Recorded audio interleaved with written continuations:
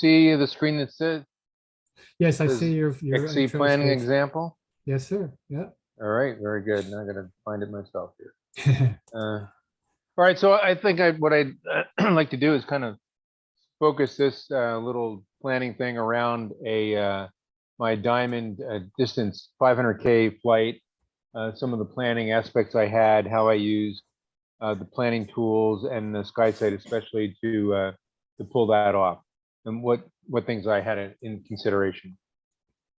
So this was kind of a thing that I had, wasn't sure if I'd ever be able to do it, and had some plans set up and waiting for the day to happen, and then the day happened and was like, oh yeah, let's go, baby. So here's kind of what I was looking at. So the goal task requirements. So this is a 500K goal. So obviously it has to be 500 kilometers. For the start point, it can be a declared start point or the release point, and you don't have to figure that out until after you're done. For the finish, it can also be a declared point or any point that you pick after the flight, which was nice and convenient. They didn't have to, define where I was going to finish.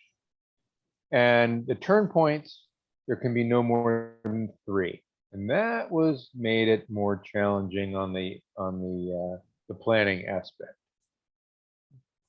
because this is our play area here. Warner Springs in red, right in the middle. This triangle here is a 300K triangle. The southern waypoint, Jacumba, is right on the Mexican border. Can't go any farther south. Can't really go any farther east. There's a restricted area and it's a desert and there's no good thermals out there. Can't go any farther west because it's the sea air, class B, and there's no good thermals out there either. So can kind of stretch it to the north a little bit. And a 500K triangle looks kind of like this, which, looks okay. But right in here between Mount San Jacinto and San Gorgonio is like almost a 20-mile gap of no thermals going across I-10. And I have been across that very few times at the time. And I didn't really want to get there below the mountain and spend a lot of time climbing the mountain for who knows how long, in kind of unfamiliar territory.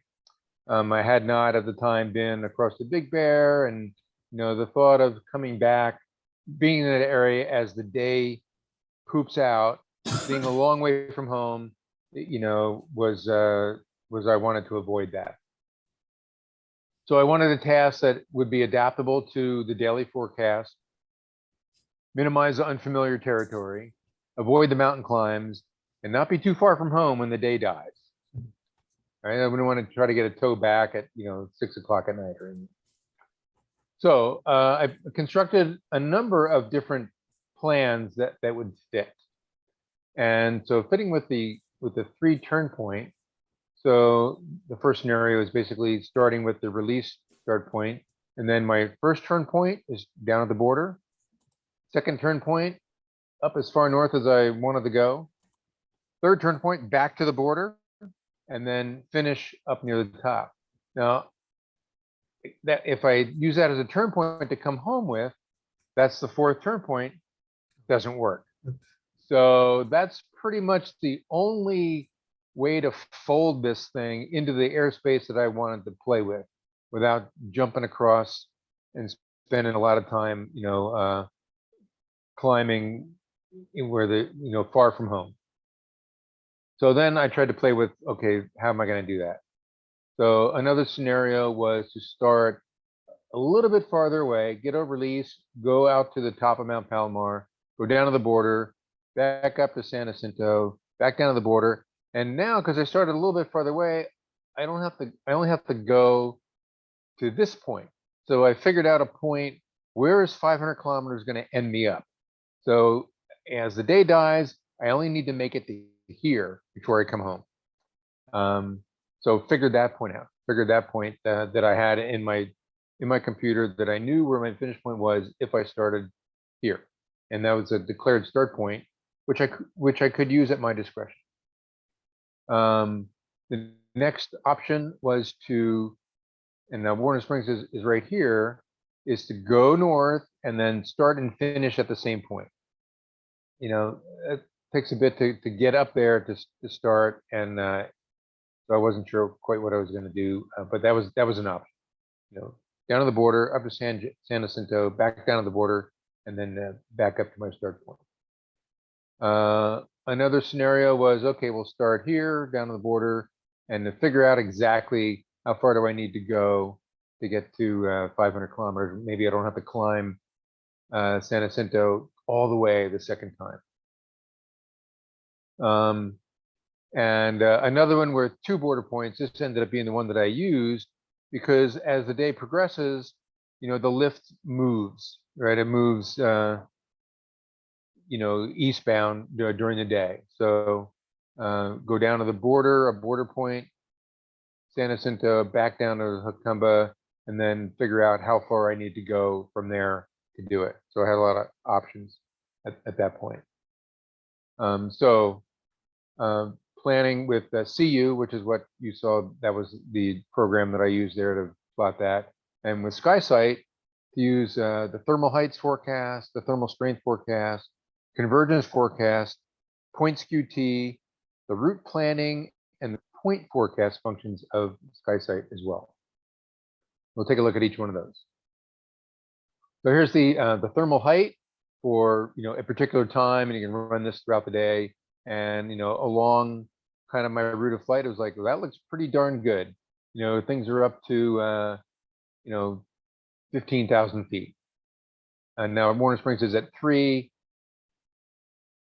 So we're starting basically 3,000 is kind of the floor of everything for start and finish here. So and I didn't. This was from that flight stay. I didn't record. I didn't screen save. A later time. This is at 2 o'clock, so kind of mid-flight.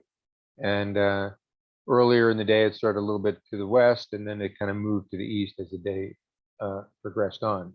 So I knew that I'm going to want to have the 2 different border points for different times of the day.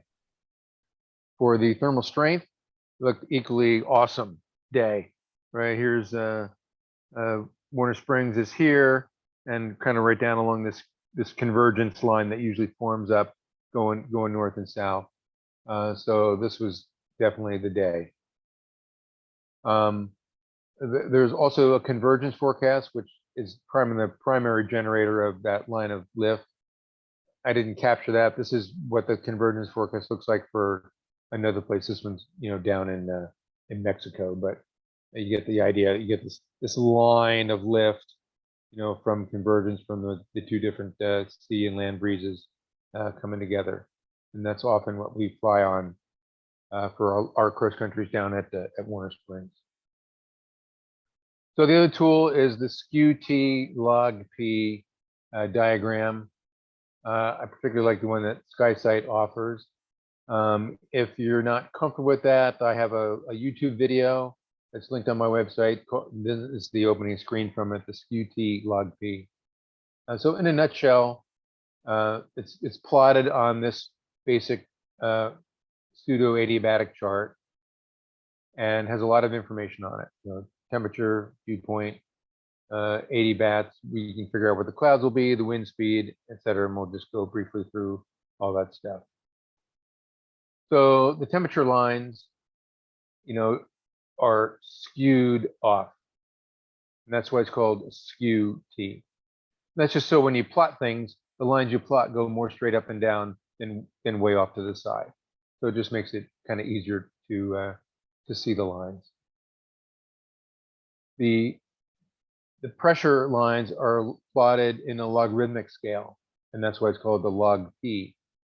And that's because that's how the atmosphere pressure is as well. That's how the pressure plots out. If you plot an altitude scale, the altitude scale is linear. Every 1,000 feet is the same distance apart, even though every 100 millibars is not the same distance apart. So we end up with a few key pressure altitudes. 500 millibars is about 18,000 feet. So we're always below that, right? Pretty much. 700 millibars is 10,000 feet. Just remember 10.7. Sea level is 1,000. You know, if you know the altimeter in millibars, it's 1013.2 is standard at sea level. And about 850, which is another common line, is around 5,000 feet, halfway between 10 and or 700 feet, or 700 millibars and 1,000 millibars. So that's kind of our area of interest. And the plot usually looks something like this. So we have the temperature line in red, the dew point line in green, and the wind plotted on the right in blue. Now the wind, the way to decode that is there's a scale at the top of the screen. It varies with the day depending on what the wind, you know, as much wind as there is. So we can easily see at a glance, you know, whether the wind picks up at a certain altitude or gets really windy or is pretty stable or there's a wind shear or other things. And we can also see at a glance the wind direction. Here starts out from the west and then it swings around to the north. So we see there's a shear both in wind speed and direction right here at this level here, you know, about 5,000 feet on this day. This corresponds with the temperature gradient and the dew point changes. So pretty different air mass going on right here at this altitude. You know, so we kind of get a whole picture of what's going on one chart.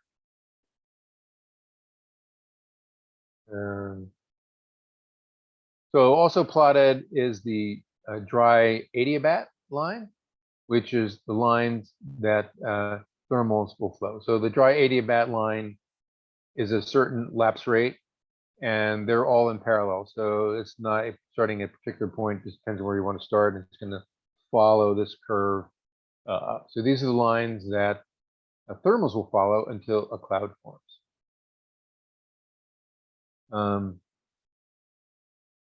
Whoops.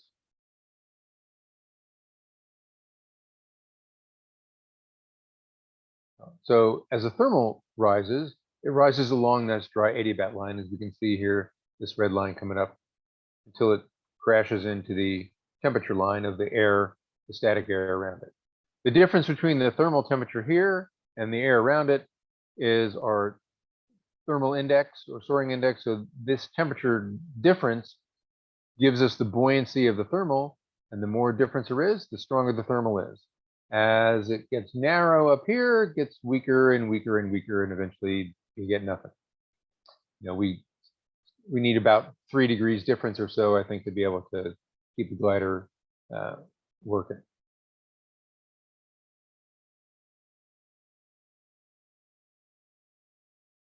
All right. Next slide. We're also looking for an inversion. So that's where, as you probably know, where the temperature doesn't cool with altitude, the thermal rises up, crashes into it right there, and can't rise anymore because now the surrounding air is warmer or the same temperature as the thermal air, and there's just no buoyancy. So that's the top of the inversion here is going to be the top of any thermal lift that we see.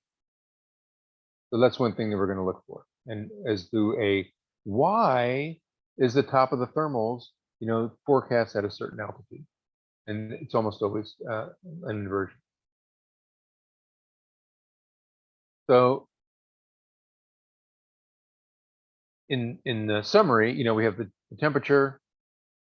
Sky sight is nice. When you have your cursor on it, it gives you the altitude in feet off to the left here. We can predict, you put your cursor somewhere and you can predict well, if you guess what the surface temperature is going to be, where the thermal is going to trigger on the hard parking lot or the rocks on the side of the hill, you can see how it will match against the other air, and you know how strong the thermal will be, how far it will rise before it runs into the ambient temperature. If that's not a problem, then it goes up until you can also match when you put your cursor there, you get a dew point lapse rate line, also called the mixing rate or the mixing ratio. And you can figure out where the thermal clouds will form, where the cumulus clouds from the thermal will form, the lifting condensation level. And we can see, you know, the dew point, if you can predict where clouds will be just on their own without thermals, and what the wind speed will be doing in the direction, kind of all on one nice thing, without having to look at 4 or 5 different plots. And the nice thing about this is you pick wherever you want it to be. So when you do, you pull up a point SkewT. So if you go to the NOAA website, you get one for downtown San Diego. And of course, that's not where we're flying, and that's for 6 in the morning, and we're not going to be flying at 6 in the morning. So SkySight uses their magic, and you can pick any point you want at any time you want, and you can see how it changes throughout the day for anywhere you want to be. And that's really cool. So Chris asked me that the guys at Hollister were soaring today. They had some cumulus clouds. So I took a look at Hollister for today. And this is the thermal strength forecast, color coded. So I can't remember what the speed was, I think it was 5 knots or something like that. So you can see graphic depiction of that, and that's very nice. And you can look at it a little bit more. Here's the height of thermals plotted against the over here. So there was, I can't remember, it was 8,500 feet was the top of the thermals in this area here. And the SkewT, or actually this is the surface temperature forecast. So you can kind of figure out from that, well, how hot is it going to be? What maybe the thermal is going to be doing. And or if you look at a SkewT, you kind of get a lot of that kind of put together. You get the height of the thermals here, pretty much what they're saying, around 12,000 feet. You can see a pretty strong inversion above that. It looks like if it was at least 56 degrees, you know, it's going to come up. And the dew point, if that starts out at what the dew point was forecast to be, we're going to get some cumulus clouds to form right here. Probably won't get very deep, but you might get some puffy clouds to show where the thermals are, and to ride on a little bit. The wind is pretty constant speed, starts to pick up a little bit at around 10,000 feet. And, you know, by the time you get to 13,000 feet, it's up to 37 knots. Mostly out of the west, nice gentle slope toward the north. And this is following the dry adiabat really nicely, pretty much until you get to the inversion. So the thermal should be pretty consistent strength, you know, until they just kind of top out right at the inversion. So it looks like it should be a great day there. And again, you can poke this around and get a lot of information from one chart without having to go about, you know, 3 or 4 other ones, and kind of give a little deeper dive into why is the top of the thermals, you know, at a certain height, or why is the strength going to be a certain way. Yeah, so on SkySight, it's the point SkewT. So you just click that, and it looks something like this. So you click point SkewT, move your cursor out to wherever you want, click there, and bada bing. Then you can go up and change you can inspect the temperature dew point where you think the thermals might trigger at, and see what's happening.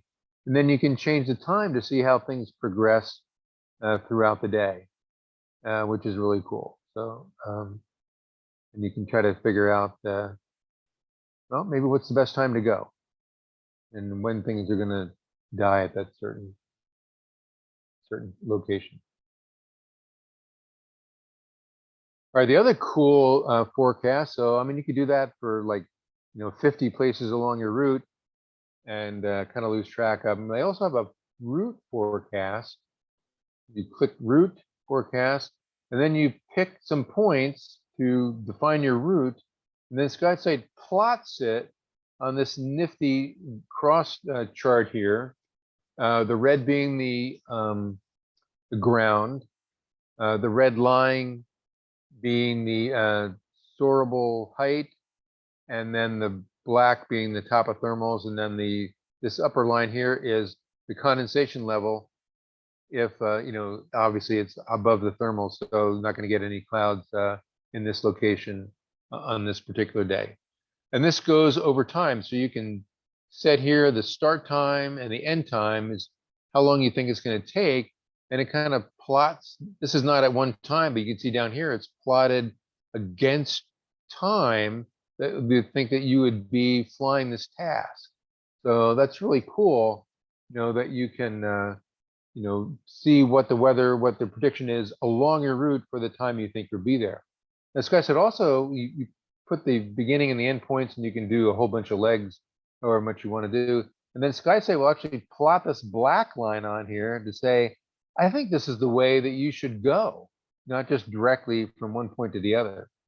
They also have this optimum start time chart that says, well, if you start at this time, you should be able to achieve this speed, and your route will take this long. So you can look at through the day and figure out what the optimum time to start is to do your cross country, which is pretty awesome. Another tool to look at is the point forecast. So here you pick a point, and then it gives you how that day goes for just that one point. So for example, here the soarable height on the top, we can see for this particular point, it peaks around 1:30, goes down a little bit, kind of levels off at 4:30, and then the soarable height goes down, and then of course at around 6:30, it just drops to nothing. The surface temperature also apply to that, and the surface dew point as well. Looks like it's going to get a little cloudy this evening right there. So you can go to your farthest point and figure out you better be there and heading home by the time this thing drops off, right? So you have a time in mind as you're heading down to that far point to say, okay, it's it's 4:30, and I know that at 4:30 things are going to go to hell there, and I better be out of there by then, or it's going to get really risky right now. I expect the clouds to start evaporating, and I don't want to be 100 miles from home, when they do. So my flight ended up looking something like this. So I went out here, leaving Warner Springs. Actually, didn't think I could get far. Started to head north, and then things started to work out really well, and so went down south, and ended up on my. Here's my first point. It turned out the lift was a little bit to the west, and I had to kind of run out into the clear blue, run around my point, and come back, go up the San Jacinto, come back down, and kind of had to do the same exercise again for the farther east point. Got out of the lift, run out around the turn point, back into the lift, and then back up to my finish point, which I had pre-calculated for where I started, and find my way home. So that was a pretty happy dude. After that, that was my 500K diamond flight. Here's the task as it compares. You can see where my turn points are as opposed to where I actually ended up flying on that. So Chris mentioned my website, the Soaring Page, which I put together for mostly my students, so I didn't have to email them stuff all the time. And then I just got a little carried away with putting all kinds of resources on there. I got, I don't know, 110 or 20 links, videos, resources for all, everything. In fact, and our porch chat meetings and other webinar and other events on there. So I invite everybody to check that out. And if there's something that you often go to and look up and that's not on there, let me know and I can add it. So some of these videos are mine, some are others I've found on YouTube, Soaring Safety Foundation, etc. Try to make it convenient for everybody to find the stuff that they want to find. And that's it. I have to figure out how to not share, stop share. There we go. There you go. Oh, cool. Well, that was questions. definitely helpful. I had a few questions. I don't think if anyone, I'll just open it to the peanut gallery. If anyone just wants to chime in and ask a question, just go ahead and unmute yourself and chime in.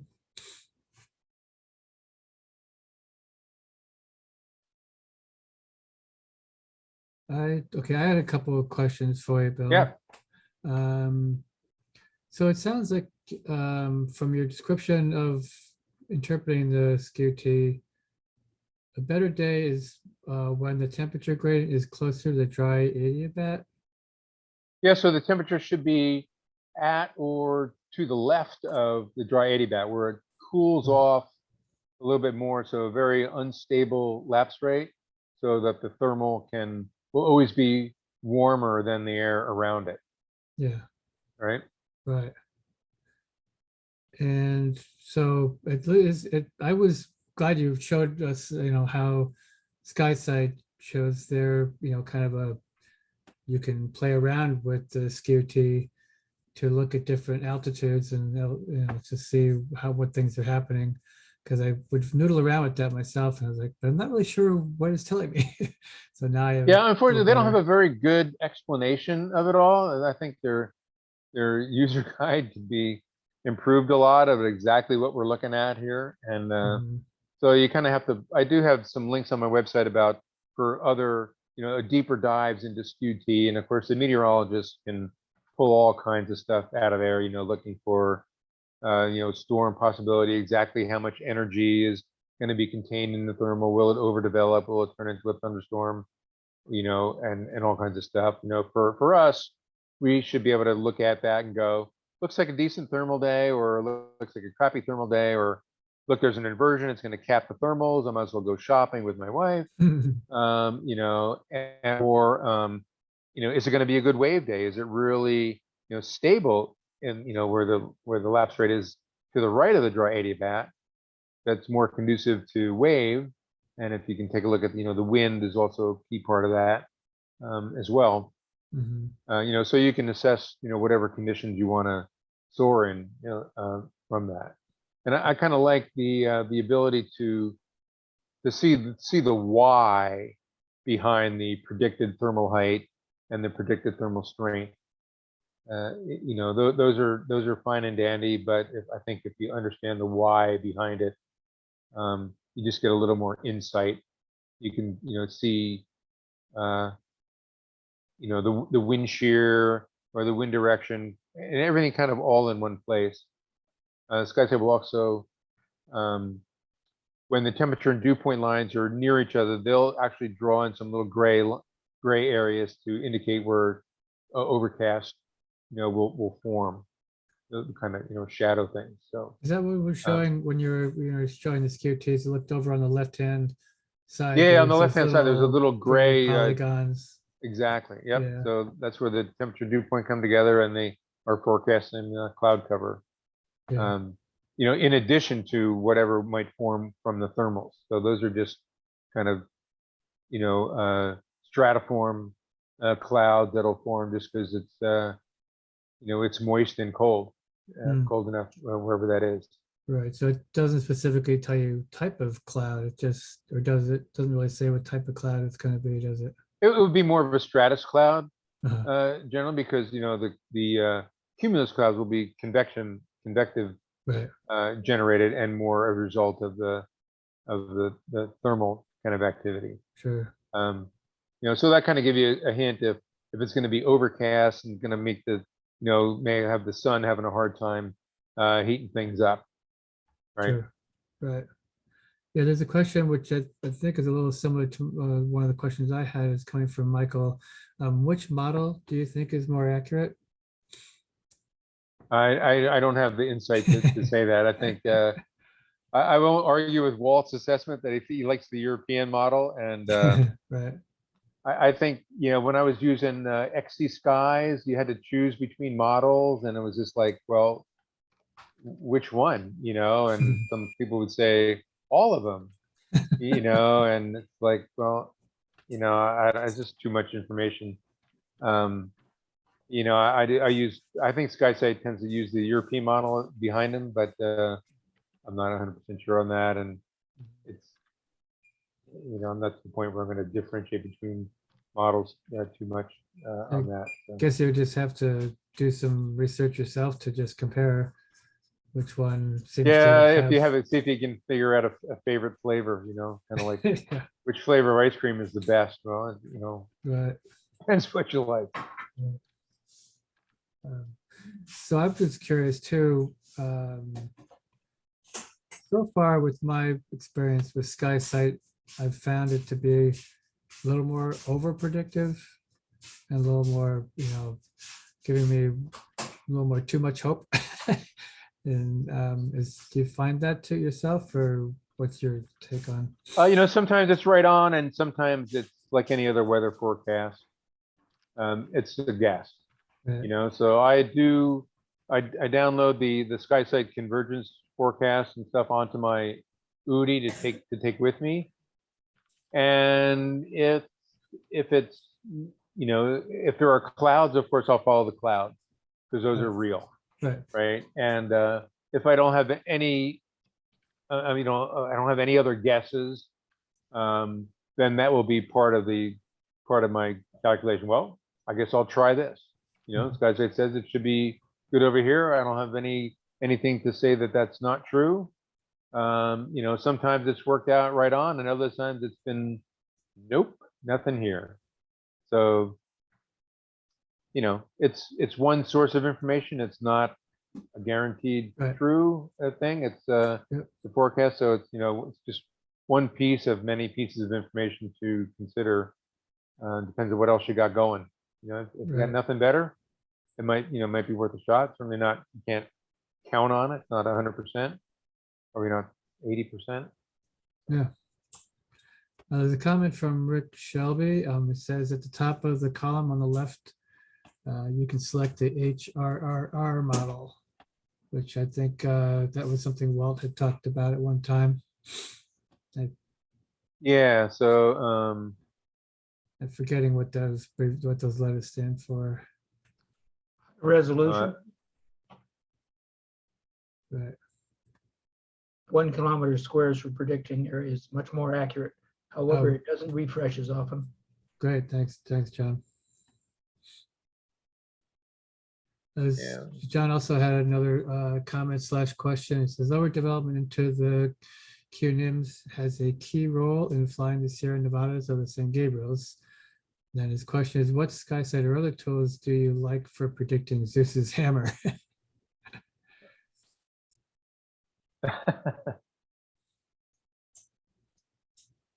Overall into QNIMS is so with SkySight, of course, with the SkewT, you can predict, or if you follow, I think I have it. Like, for example, find my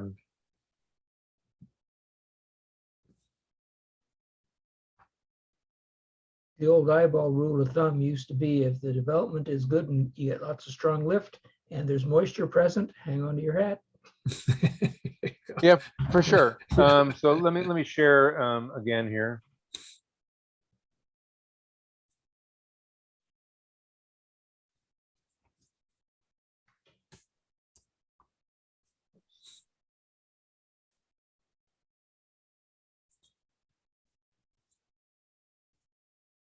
Wrong one.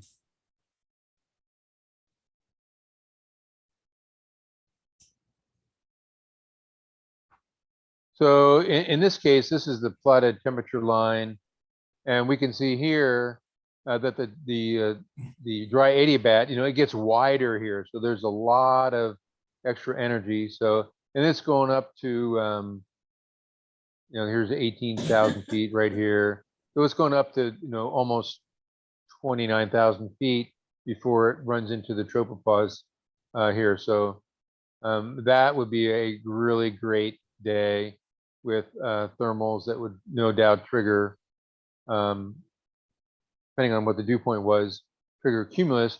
And then when the cumulus starts to form, it starts to follow the moist adiabat here, which gives it a lot more energy. So that's when it really takes off. So then you start looking at the cape forecast, which is the convective available potential energy, and you can see how much energy is available to build the storm. And it can, so when you see it way to the right here, with enough moisture, then things can really take off. And so I do explain some of that in the video that on SkewT as far as how that works, and as well as other resources on the site as far as looking at some of these more in-depth meteorological things. How high or how strong is the potential for overdevelopment and thunderstorms and the like. So see something looking like this, it's a pretty good possibility for that. It's just say to the folks, on the chat, if you want to unmute yourself and ask your question, please feel free to do so. I see Michael had some other question about, which is best for predicting ridge and wave. Yeah, so for wave, let's take a look at the.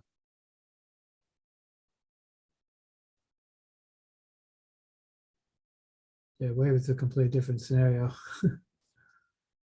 I'm gonna open this.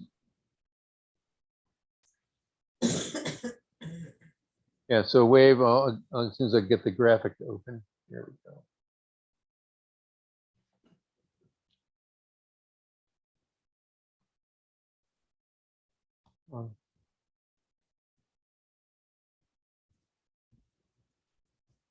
Okay, so in this case, can you see that plot okay? Oh, yeah, we got it. There we go. Oh, there he goes. So we have a strong inversion here at a fairly low altitude, like 4,000 feet or so, and then the temperature plot is quite a bit to the right of the dry adiabat, right? So this is stable air. If it gets displaced, it's going to warm greater than that, and we see the wind increasing speed with altitude pretty steadily here. And if the wind is perpendicular to the mountain range, then that's a good setup for wave. So nice to have an inversion at the bottom, increasing wind with altitude, good stability here, and so that could be a good wave day. We got a little bit of now right here. You could have some cloud cover that prevents you from going anywhere.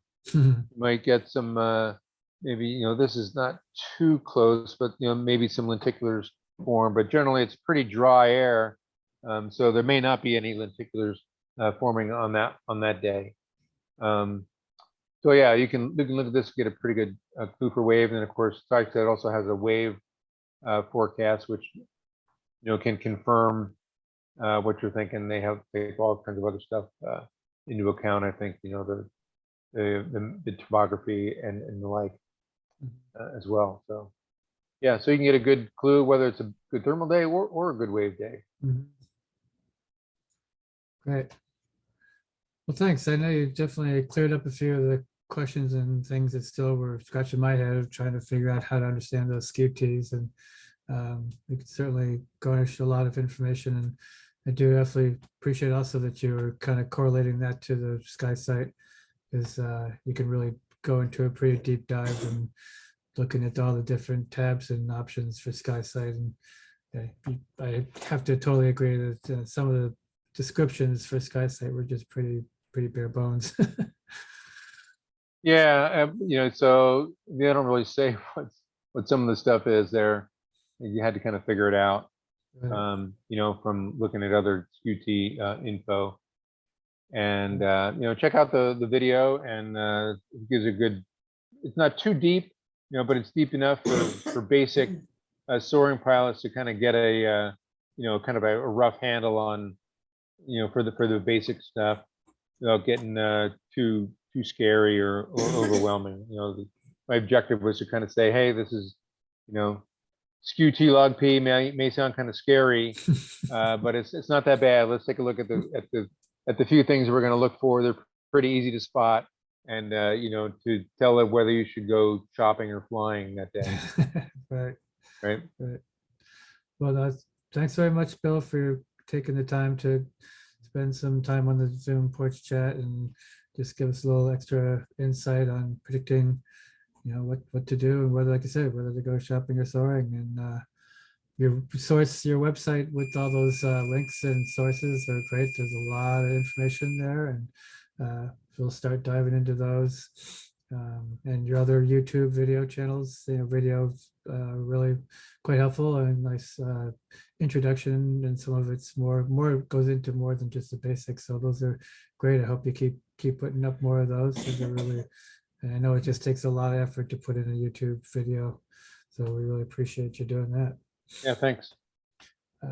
So let me just mention that in 2 weeks, we'll have Dan Ryan on March 9th, and he'll be doing his part 2 of using CU to analyze cross-country flights. Some of you saw his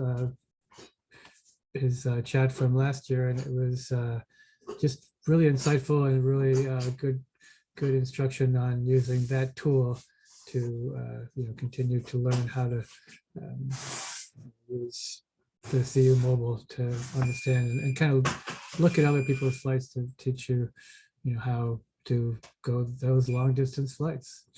So, well, thanks everybody for joining us tonight, and I do hope you'll come back for next 2 weeks for Dan's talk. And meanwhile, everybody stay safe, fly safe, and we'll see you somewhere in the skies.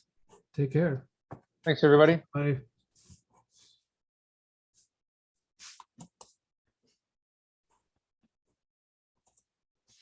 Thanks, Chris. Okay, thanks, John. Thanks, everybody.